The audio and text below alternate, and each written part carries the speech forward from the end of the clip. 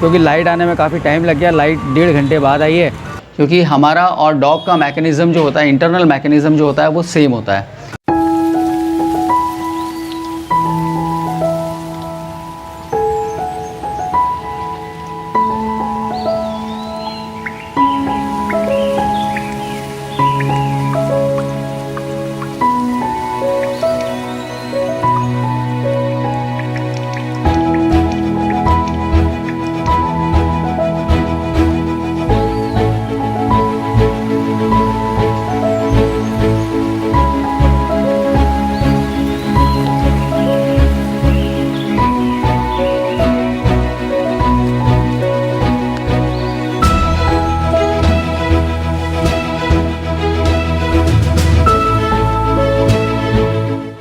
नमस्कार दोस्तों, स्वागत है आपका एक बार फिर से रिकाउंट ब्लॉग्स में। और मैं हूं आपका दोस्त नितिन, और उम्मीद है आप सब लोग अपने अपने घरों में मज़े में होंगे, मस्ती में होंगे और मौज कर रहे होंगे।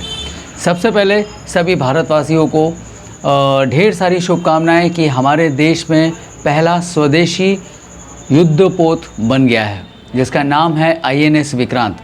इससे पहले जो हमारे पास विक्रांत था उसने काफ़ी साल हमारे देश की सेवा की, लेकिन वो इंपोर्ट कराया गया था। और 1971 के युद्ध में भी उसने एक बहुत महत्वपूर्ण भूमिका अदा की थी। लेकिन धीरे धीरे भारत अब स्वदेशीकरण की तरफ बढ़ता जा रहा है।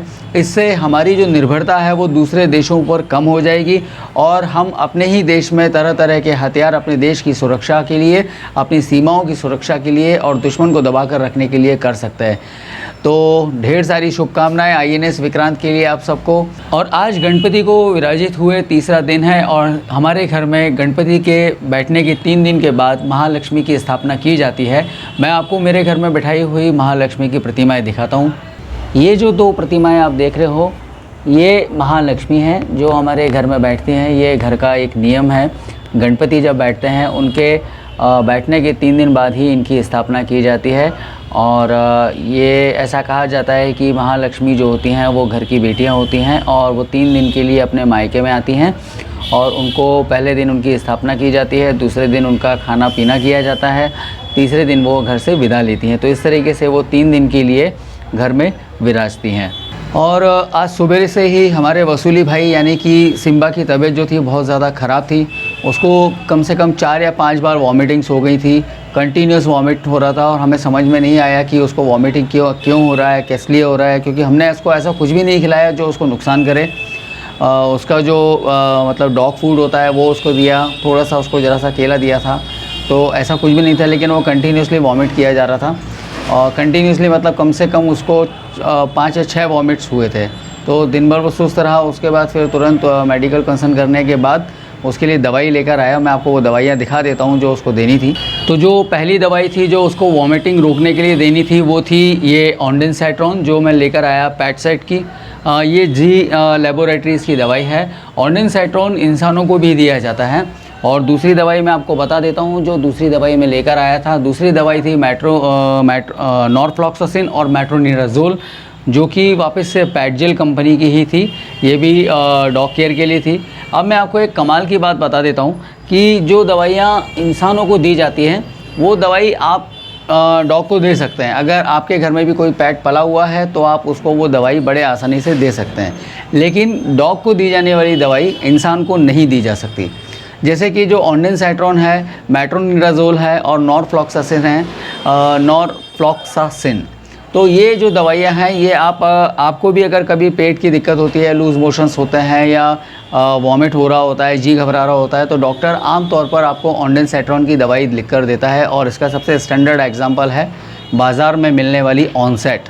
ऑनसेट में जो मॉलिक्यूल होता है वो ऑन्डेंसैट्रॉन होता है।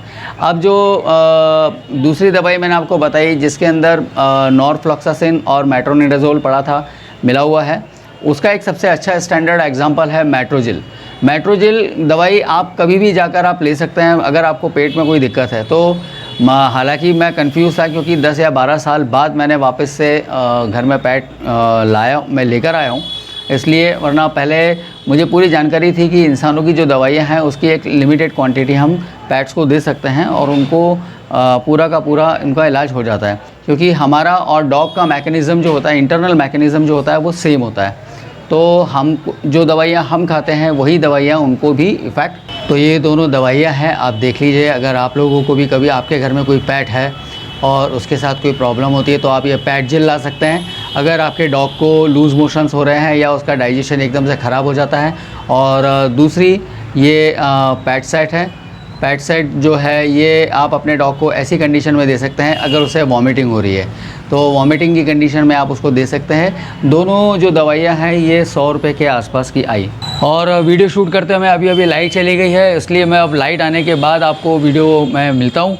और उसके बाद मेरा प्लान है, आपको जैसा मैंने प्रॉमिस किया हुआ था कि मैं ग्वालियर के दूसरे गणपति की बड़ी बड़ी जो मूर्तियाँ स्थापित हैं या छोटी मूर्तियाँ भी स्थापित हैं और सुंदर हैं वो मैं आपको दिखाऊंगा। तो लाइट आ जाए उसके बाद मैं आपसे सीधे डायरेक्ट गणपति स्टॉल पर मिलता हूँ। अभी हम लोग चलते हैं सीधे गणपति के दर्शन के लिए गणपति के स्टॉल्स की तरफ, क्योंकि लाइट आने में काफ़ी टाइम लग गया। लाइट 1.5 घंटे बाद आई है और इसीलिए मैं काफ़ी लेट हो गया हूँ जाने में।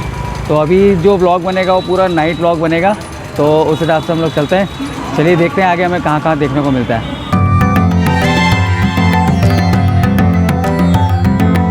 तो अब हम अपनी आगे की यात्रा शुरू करते हैं और चलते हैं गणपति के स्टॉल्स की तरफ। वैसे काफ़ी रात हो गई है, 10:30 के बाद का टाइम है। अगर कोई स्टॉल अगर खुला होगा तो मैं आपको ज़रूर मैं वहाँ की प्रतिमाएँ दिखाता हूँ। वैसे मुझे उम्मीद कम है लेकिन फिर भी उम्मीद है।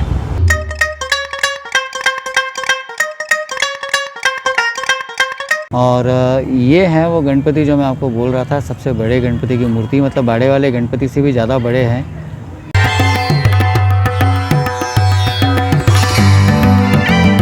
और अब हम आगे की तरफ बढ़ रहे हैं। आगे चलते चलते रास्ते में जितने भी गणपति के स्टॉल्स मुझे आज मैं कवर कर सकता हूँ मैं आपको यथासंभव दिखाने की कोशिश करूँगा।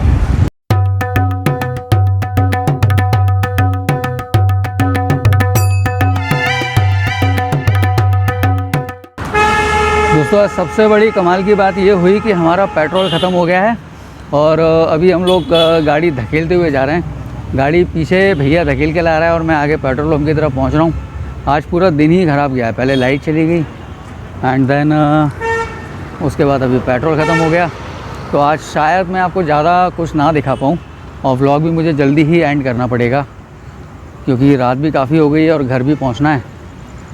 तो अभी पेट्रोल भराते हैं पहुँच के। वो तो अच्छा है कि हम जिस जगह पर रुके हुए हैं वहाँ पर पेट्रोल हमें मिल जाएगा।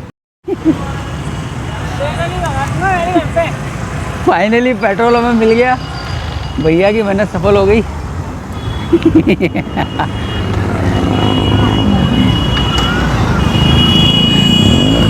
और एक लंबे अरसे के बाद बड़े भैया को गाड़ी खींचनी पड़ी है, इस बात की मुझे बड़ी खुशी है। और अभी हम लोग अश्लेश्वर महादेव की तरफ जा रहे हैं और अश्लेश्वर महादेव पर जो गणपति बैठे हैं मैं वो भी कवर करता हूँ।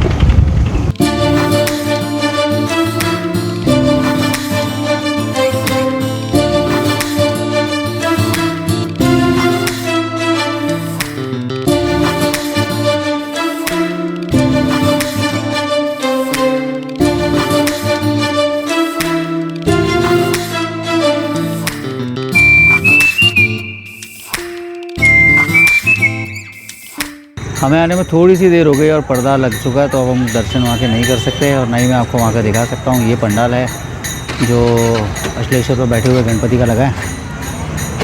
तो खैर इसको 1-2 दिन बाद कवर करेंगे। तो फाइनली हम लोगों को वापस आना पड़ा, क्योंकि अश्लेश्वर महादेव पर जो गणपति बैठे हुए थे वहाँ पट बंद हो गए थे, तो वहाँ का पंडाल मैं कवर ही नहीं कर पाया। अभी आगे मैं दौलतगंज जा रहा हूँ, अगर किस्मत अच्छी हुई साथ दिया तो शायद वहाँ के गणपति हमें देखने को मिल जाए। चलो वहीं चलते हैं। दोस्तों हमारी किस्मत तो बहुत अच्छी है, आगे गणपति के पट खुले हुए हैं और ये जो लाइटिंग आप देख रहे हो, तो शायद हमें यहाँ के गणपति का पंडाल तो देखने को मिल ही जाएगा। अब आगे चलते हैं, आगे चल के देखते हैं कि खुले हैं या नहीं। एक गणपति ये बैठे हुए हैं सामने, तो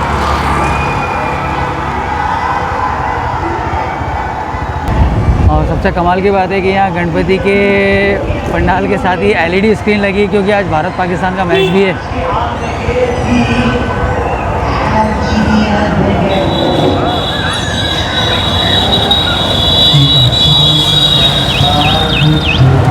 कैच छोड़ दिया। और पीछे वाले गणपति के स्टॉल के तो हम दर्शन नहीं कर पाए, लेकिन ये वाले गणपति हमें देखने को मिले। ये बाल स्वरूप में है, नीले रंग में है, नीलवर्ण गणपति हैं, बहुत ही सुंदर लग रहे हैं। सो फाइनली हम लोग अपने अपने घर पे आ गए और सीधे अब घर की तरफ पहुंचेंगे। भारत पाकिस्तान का मैच आखिरी ओवर, आखिरी रन की तरफ चल रहा है, वो देखेंगे। गणपति के स्टॉल्स हमें ज़्यादा कवर करने को आज नहीं मिले, क्योंकि हम पहले लाइट चली गई, उसके बाद पेट्रोल ख़त्म हो गया, पेट्रोल भराया, तो उसके बाद जब तक पहुँचे पंडाल बंद हो गए। तो अभी भी मैं जहाँ खड़ा हूँ, मैं बेसमेंट में पार्किंग करने के लिए खड़ा हुआ हूँ। तो इसके बाद मैं आपसे कल मिलता हूँ। उम्मीद है आपको आज का ब्लॉग पसंद आया होगा। अगर आपको आज का ब्लॉग पसंद आया हो तो प्लीज़ लाइक कीजिए, शेयर कीजिए और सब्सक्राइब कीजिए। मिलते हैं, बाय बाय।